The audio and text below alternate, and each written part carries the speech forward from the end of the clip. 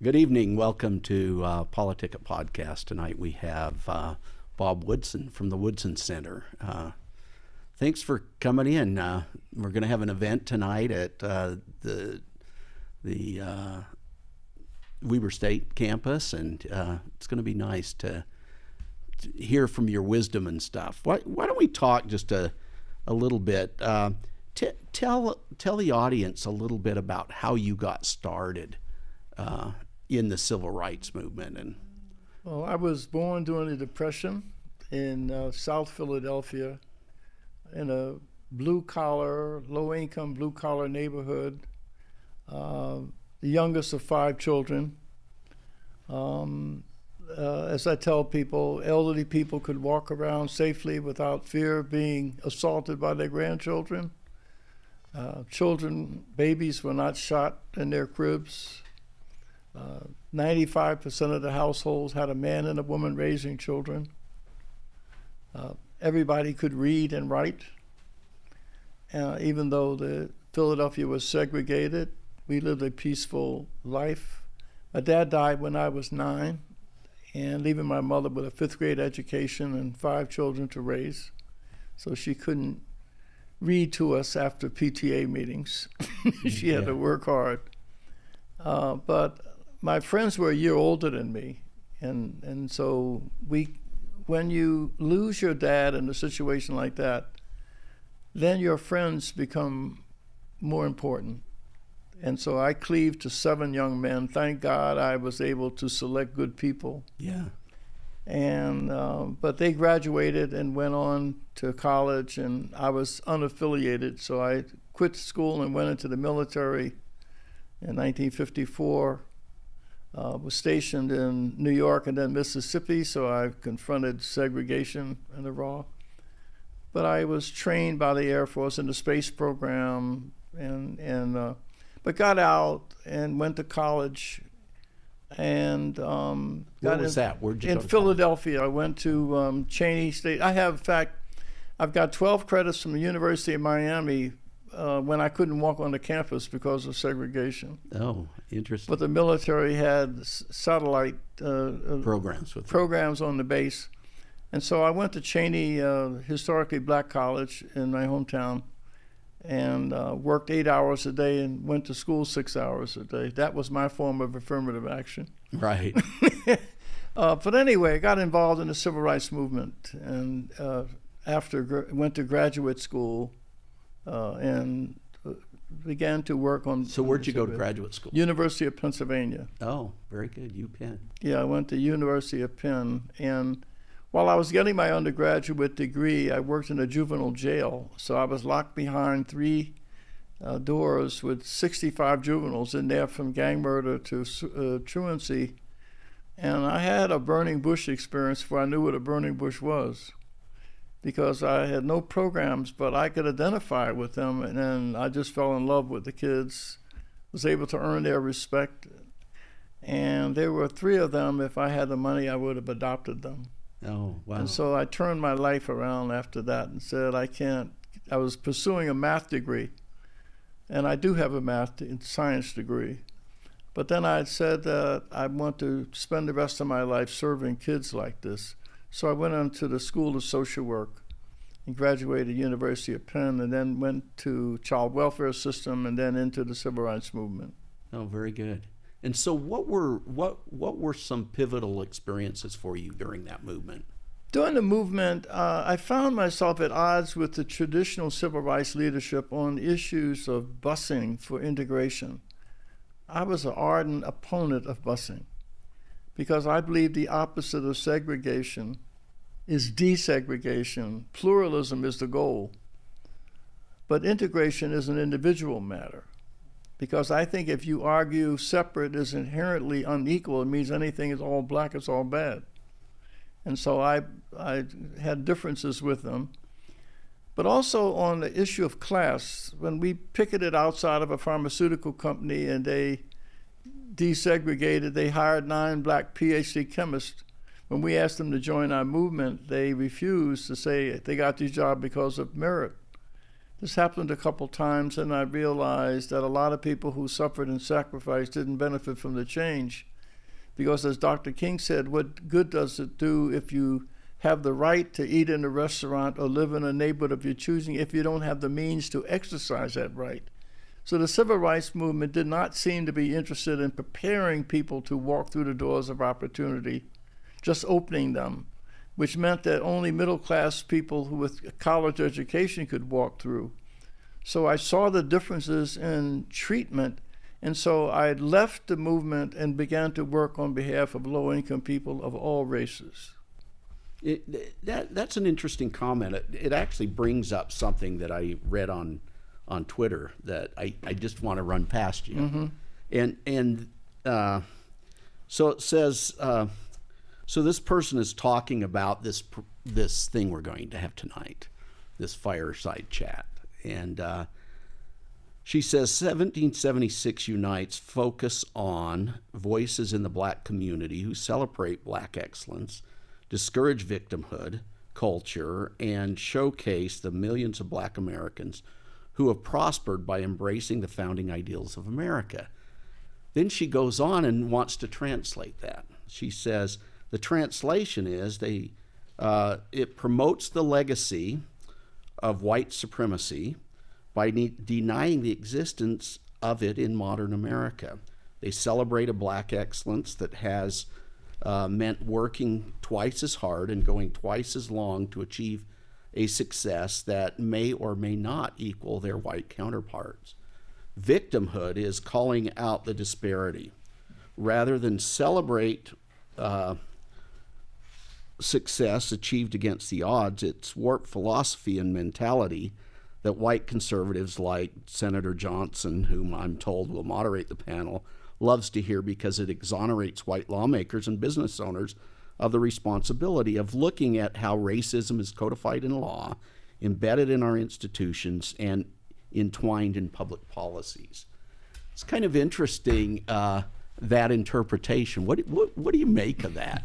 Well, it's interesting because what she doesn't realize is that otherwise she's saying that that white people are superior, and that therefore anything that blacks achieved only comes when white people change. I mean, that's the analysis I gave. And so what we believe is that you need to tell the story of slavery. It needs to be told in this graphic detail. And I agree that it has not been truly told. Right. But nobody should be defined by the worst of what we used to be. How many of you want to be defined by things you did as a young person that you're ashamed of? No one. America is a country of redemption. Right. So what we do at the Woodson Center is we talk about slavery, but we don't stop there. Blacks are not defined by what was in opposition to us. We're defined by who achieved against the odds. I mean, that's like if I were to survey everybody and just ask them, how much mortgage interest do you have? How much debt do you have? And then I leave and say, you know what, these people are in bad shape. No, we can only tell someone's net worth when you look at their assets against their liabilities.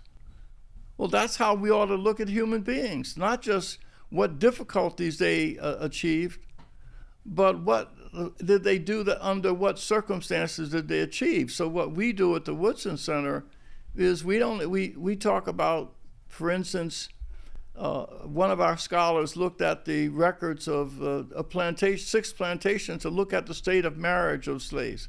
75% of slaves' families had a man and a woman raising children. And we looked at, there are 20 blacks who were born slaves who died millionaires.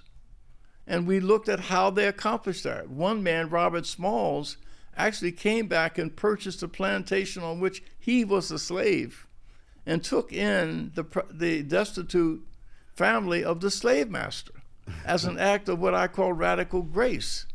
Well, can't we learn more from people who achieved under difficult circumstances as opposed to studying failure? I understand. I mean, that is an interesting contrast in a way, right? If you wanted to learn to play the piano, would you go to 5 people who failed and say, I want to learn from your mistakes?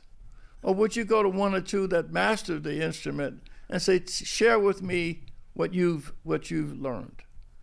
And that's what people do. They're motivated when you can show them victories that are possible, not constantly reminding them of injuries to be avoided. Right. And this woman keeps legitimate black mantra is, oh, look at what they've done to us, and they continue to do to us. Who wants to achieve or motivated to achieve when you're constantly being reminded of what's knocked you down? Yeah. I've always thought the narrative that there was one group of oppressors versus the group of oppressed people. When we talk that way to children, which child does it actually help? Right, that's the point. When you listen to a message, I mean, that's like a coach saying to a team, you know what, they're bigger than we are, they got better equipment, they've got more experience, get out there and try not to get killed. We don't say that. We celebrate people who achieve a great against it. We have some fabulous examples that in our essays about just one quick one. In 1943, blacks were not permitted to be naval officers. So Eleanor Roosevelt persuaded her husband to train, and they trained. They were compelled to train. So they recruited 16 college-educated black men. And the Navy said they're going to give them in 8 weeks what they give white cadets in 16 weeks. When they found out about it, they covered the windows in their barracks and stayed up and studied all night.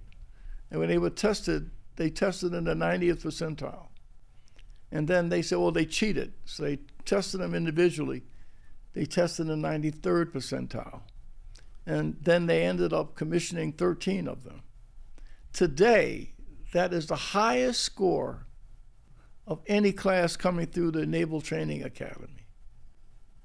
Well, don't you think that's worthy of merit? Yeah. Don't you think there's a lot that we can learn from the tenaciousness and resilience and personal fortitude of these men? Absolutely. Not as black men, but how they achieved against these barriers. That's the lesson. That's what we ought to be celebrating. Yeah, it's interesting how this narrative of oppression. I don't see how that benefits. Who does that benefit by talking about that? Well, that's the point. What do you do afterwards? I mean, nothing is more lethal than giving people a good excuse to fail. There was a man who said there were 2 men. They were raised by the same father who was an alcoholic, abusive to them. One man ended up being just like his father, and the other was the opposite. And they asked both of them, what motivated you to do what you do? Both of them gave the same answer, my father. In other words, you are confronted with the reality you have a choice of use that to denigrate yourself or use it to elevate yourself. The choice is yours. And there are endless examples of people who've made that choice. But we should never start by saying there's no use or no need for you to try because the cards are stacked against you. That's the message this woman is sending to black young people. That's interesting to think about that, right? And think about how we actually help move people forward. I want to get back to another topic that you were talking about earlier. One of your first books was about Joseph. Can you Triumph of Joseph? Yeah, it's really the model for that we said. In other words, Joseph, as you know, was from a dysfunctional Hebrew family, and he was one of 12 sons, sold into slavery by his brothers because they were jealous of him. But Joseph served in the house of Potiphar. He was sold to the Ishmaelites, who were slave traders in Egypt. And here he is, but he becomes the best servant in the house of Potiphar, and he gets elevated. But he was a very handsome young man, and Potiphar's wife lusted for him and wanted him to have sex. He refused because he has a lot of horizontal integrity and vertical integrity. He was said as a sin against my God and a violation of the trust of my master. So she accused him of attempted rape. He was imprisoned. He became the best prisoner. He served there from the time he was 17 to 31. And he was betrayed by two of Pharaoh's servants in that jail who promised to get him out. And finally, Pharaoh had this dream that none of his experts could answer. And the servants in the jail reminded them of Joseph. So they cleaned him up, brought him up before Pharaoh. And he refused to bow down to Pharaoh. So Pharaoh knew he had integrity. And he said, when Pharaoh said, I understand you can interpret dreams, Joseph said, no. He's no longer the arrogant Joseph. But he says, no, I can't. I'm merely the vessel. God interprets the dreams. I'm merely his vessel. And he told him there'd be 7 years of plenty, followed by 7 years of famine, save up 20%, and appointed overseer. Long story short, Joseph became second in command, and Egypt prospered as a consequence of that relationship. But his brothers, when they came back, and he took them through a series of trials and tribulations, because they didn't know he was the Pharaoh, the aide. And once Judah, the principal conspirator, said, take me instead of my brother Benjamin, Joseph knew he had changed. But the moral of that story is that Joseph not only did not become bitter, and nor did he lose his faith in his God, but he came back and helped the family that betrayed him and the Egyptians that enslaved him.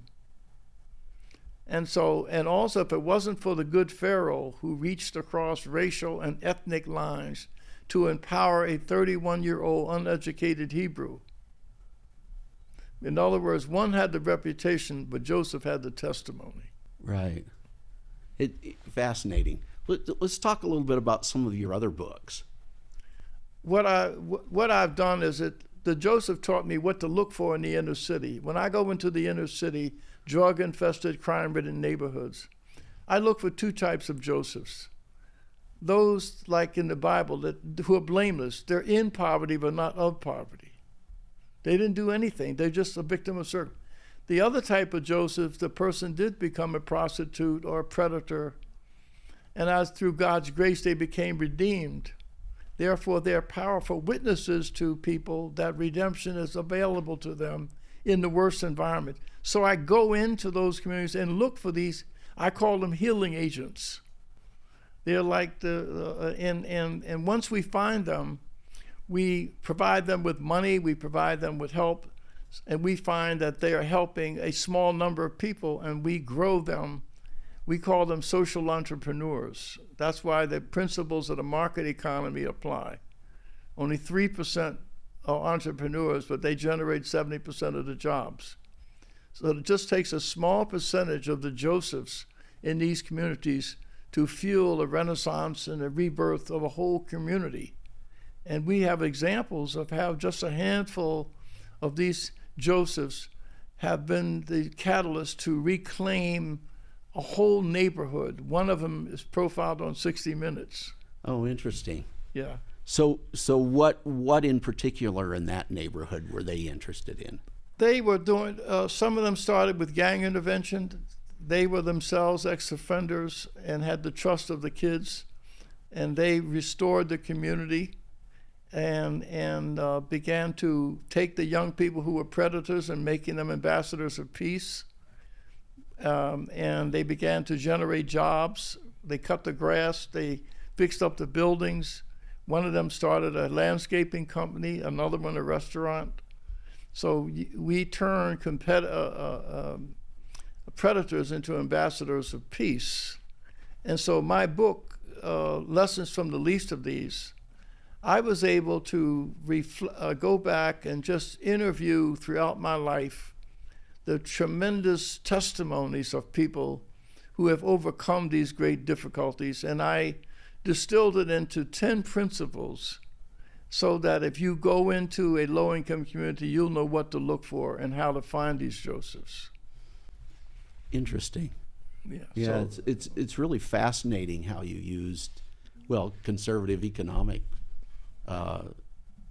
theories really to affect change. And I know you said you don't identify as a conservative. yeah, but I don't run from it either. Yeah. I don't feel bad if someone calls me conservatives. Conservatives have strategic interests that are compatible with the poor. In what way? In that conservatives don't profit off of poverty. See, if I am, a friend of mine has a cabin in Wisconsin. His electrician is a drunk, and his carpenter has one leg. But their value to him is their skill. But if he was a disabilities director, he would only be interested in their disabilities. Because if they lose their disability, he loses his job. So he has strategic interests that are hostile to the strategic interests of the people he's serving. Interesting. But a business person who needs employees who can show up on time and be honest and capable of being retrained every 7 years, I don't care if he's a racist or not. We have strategic interests that are compatible. Right. You have something that I can exchange. That's strategic interest. So that's the pragmatist in you. That's the radical pragmatism. Someone says, oh, he's a racist. I don't care. Does he have a job? He can be whatever he wants to be. That has nothing to do with me. But our decisions ought to be based upon, But even going back to the Joseph story for a minute, when Joseph's brothers appeared to him, he was angry. He wept in private. But he put them to a series of tests, putting the cups in their camels and stuff like that. And then he locked up the youngest son. And Judah, the principal conspirator, came to Joseph and said, it would break my father's heart to lose a second child. Take me. Joseph knew that his brother, the principal conspirator, had become contrite. And then he became his brother in spirit. And so what I say to people, just telling me you're black doesn't make, I want to know not are you my color, but are you my kind? We should be making our decisions as to whether people are our kind, not whether they're our color. Yeah. I have nothing in common with someone who's robbing and stealing from people just because they look like me. Yeah, that's a really good point. Hey, we're gonna take a break and then we'll come back. Okay. My closest friends have letters in front of their names like ex-drug addict, ex-gangbanger. Witnessing transformation in some of the most dangerous and troubled neighborhoods in America. These same young men who were fighting one another became ambassadors of peace. For 12 years, there was not a single crew-related murder in this community. This Christmas, I sit down with Bob Woodson, perhaps one of the most inspiring individuals I know. Founder of the Woodson Center and of the 1776 Unites Project, he's devoted the last 40 years to helping people in the most troubled of circumstances to become, as Bob always says, agents of their own uplift. We must take race off the table. America is in a moral and spiritual freefall that is consuming our young people of all races and of all classes. And the answer will come from the grassroots. America needs a brush fire that will rescue this country from itself. And brush fires burn from the bottom up.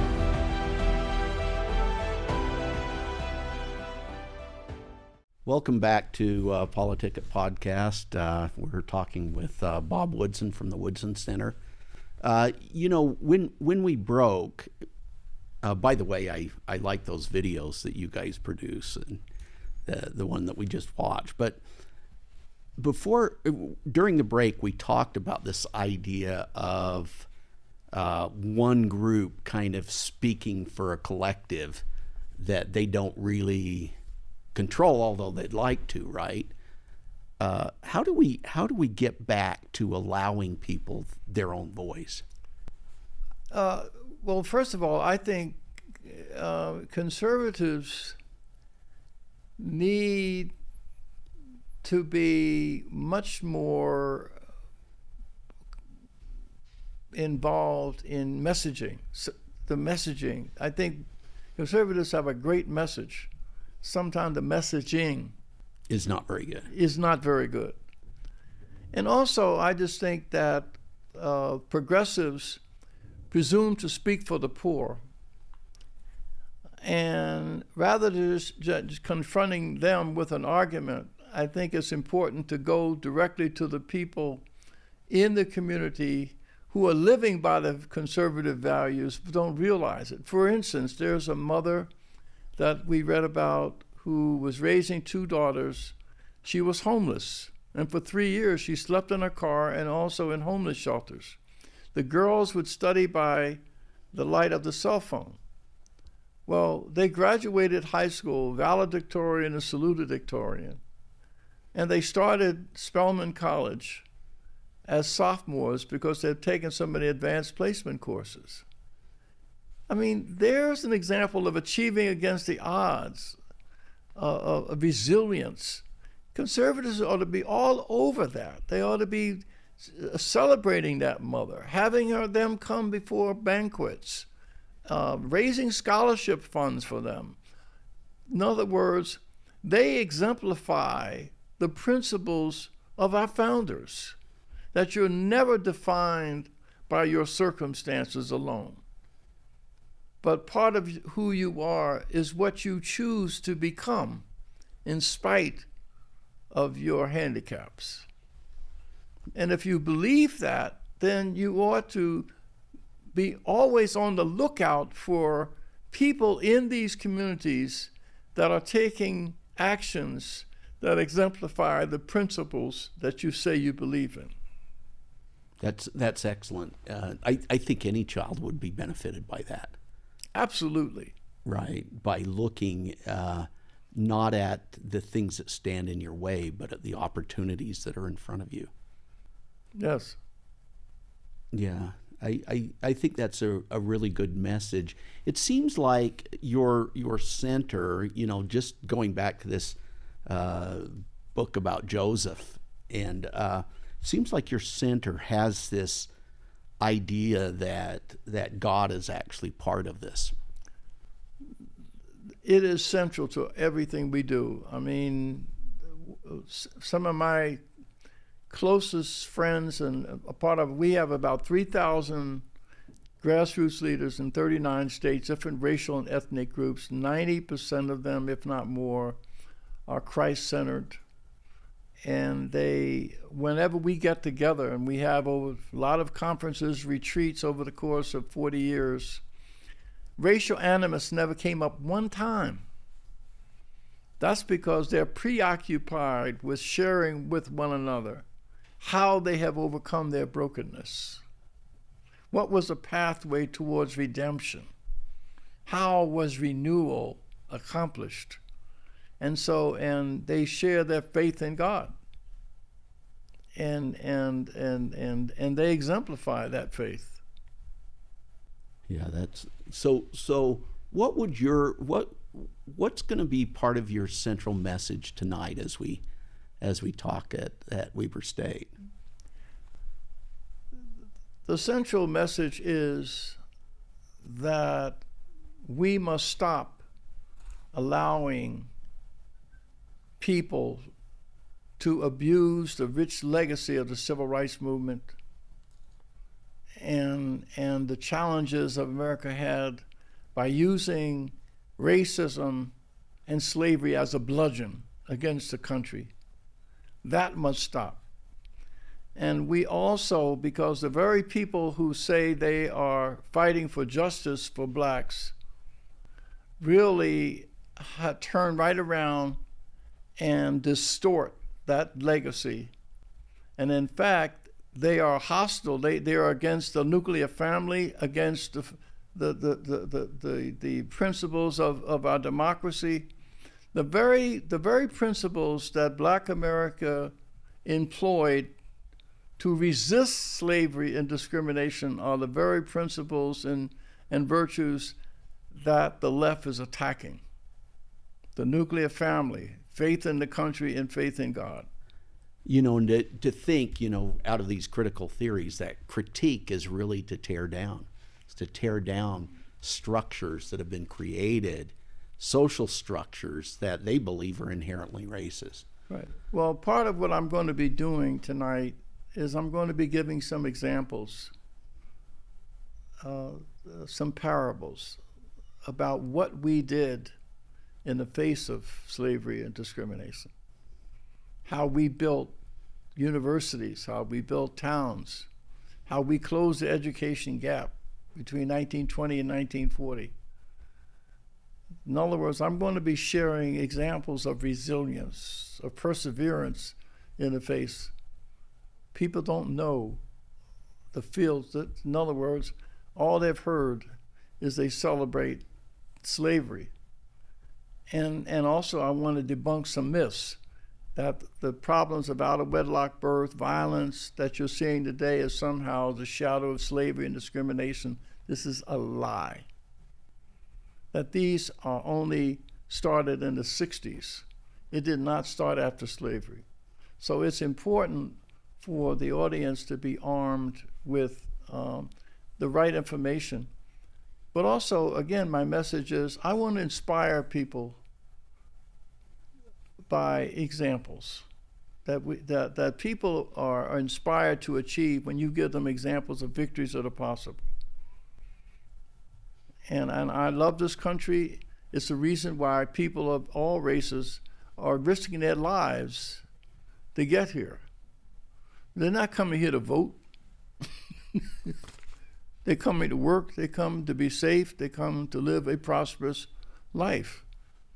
And I'm tired of people using the legacy that many of our forefathers were. Blacks fought in every war this country has had. Are you telling me that the people today know something that all those people who came before didn't know? The Tuskegee Airmen, the Black Panthers, are you saying this generation that we can discount those sacrifices, that they did this to support a racist country? No. Yeah, that's a good message. You know, to think that, you know, we want to somehow, this movement wants to tear down the structures that actually pave the way for things to happen. You can't build anything by tearing it down. That's my message. Yeah. Well, you know, I always like to say that, you know, Jefferson penned the words, all men are created equal, and 77 years later, Lincoln made us a more perfect union. Right. It didn't mean we'd reach perfection. It didn't mean all the problems were solved, right? But it moved us closer to where we needed to be, and it was the structures put forward in the Constitution and the Bill of Rights that allowed that to happen. On the 18th, I'll be on Dr. Phil for an hour, and I'm talking against reparations. Oh, interesting. So what will be the major theme of that? That Black America needs to stop whining about white folks for 1 year so we can address the enemy within. And that enemy is consuming our young people through violence. We are the ones who are engaging in self-extermination. And there's nothing white people can do to stop that. We've got to address that inside. So that's my message. That reparations is a preoccupation. That it's a diversion. That if white people were to go to Europe tomorrow or Canada, that slaughter wouldn't stop. And so then we need to stop this foolish preoccupation with it. Interesting. We're talking to Bob Woodson. We're about out of time. Yep. And so what message can you leave us? That, as I told you, that Bishop Sheen, that gave his, he said that the reason that the American eagle is the symbol of this country because it nests high in the crevices of the mountain. And at a certain point, it takes the feathers out of the nest of the eaglets and it throws them out, the mother does, and it falls to the earth. And just before she crashes, she picks it up and takes it back to the height. And this gets repeated until it learns to fly. America is going to be like that. Just before it crashes, God is going to elevate America, take it back up, so we can begin to fly again. Excellent. Thank you very much, and thanks for joining us.